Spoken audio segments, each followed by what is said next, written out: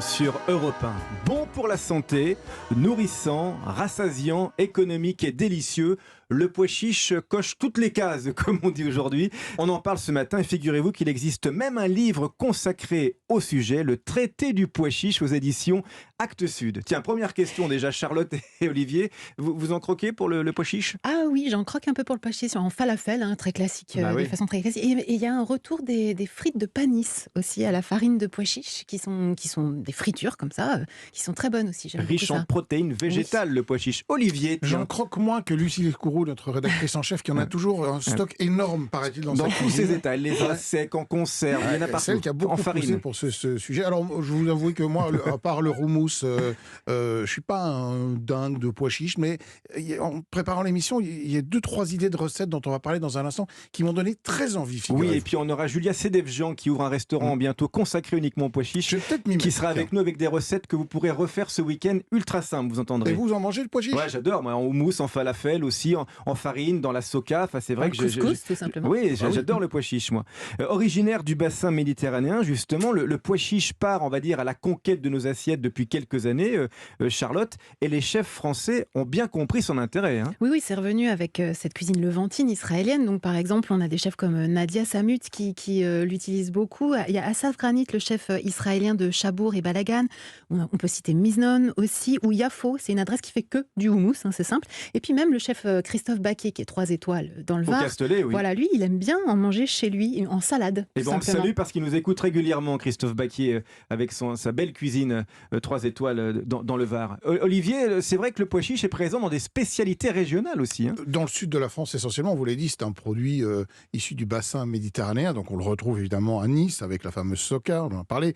Les panis à Marseille. Ouais. C'est vrai que des panis, il y avait en tout cas, je ne sais pas s'il y a toujours en cette période de confinement, mais des espèces de, comme il y a des baraques à frites en Belgique, il y a des baraques à panis où vous les achetez puis vous les mangez comme ça, tac, tac. Ah ouais. Et la soca sur les marchés de oui. Nice aussi, c'est délicieux, ça, cette galette de pois chiche, j'aime beaucoup, moi, Et de puis, farine de pois il y a chiche. la cade de Toulon aussi, qui est une Oui. recette qui ressemble à Exact. la soca. Et puis, des salades, enfin bref, et même des soupes, je crois. Alors le pois chiche ne date pas d'hier, hein. Nous avons au téléphone Farouk Mardam Bey qui vient de consacrer avec Robert Bistolfi un traité du pois chiche aux éditions Sinbad Actes Sud. J'adore cette idée, moi, de consacrer uniquement un livre qui est vachement bien fait en plus autour du pois chiche, c'est formidable. Bonjour Farouk.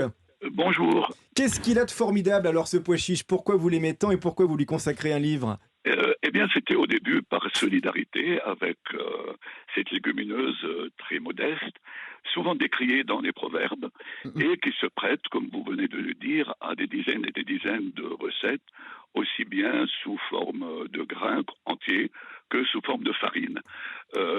C'est une légumineuse qui est devenue universelle, qui est née quelque part entre la Turquie et la Syrie et qui a commencé ses pérégrinations autour de la Méditerranée d'un côté et puis vers l'Iran et l'Inde qui est maintenant le plus gros producteur de pois chiches. Il existe différentes variétés, hein, parce qu'il n'y a pas un seul pois chiche en fait. Oui, il y en a deux. Il y a le pois chiche dit kabuli, c'est celui que nous connaissons, que nous consommons. Et puis il y a le deuxi. Le premier, le kabouli, les grains sont moyens à gros, de couleur plutôt blonde. Ouais. Alors que les deuxis sont plus sombres, sont plus petits et sont réduits souvent en farine. Il faut savoir qu'au Moyen-Orient, d'ailleurs, il existe encore, je crois, 3 espèces de pois chiches sauvages, figurez-vous, qui n'ont pas été encore apprivoisés ni mis en cuisine. Il y a beaucoup de pois chiches sauvages, justement. Les pois chiches domestiqués, disons, les pois chiches qu'on utilise depuis des millénaires, il faut le dire, sont ces deux variétés, le kabuli et le deuxi. Farouk, vous parliez des proverbes autour du pois chiche, hein, c'est vrai, il a un pois chiche dans le cerveau, enfin j'en passe et des pas Oui. meilleurs. On lui prête aussi de nombreuses vertus, hein, des vertus magiques et aphrodisiaques aussi au pois chiche.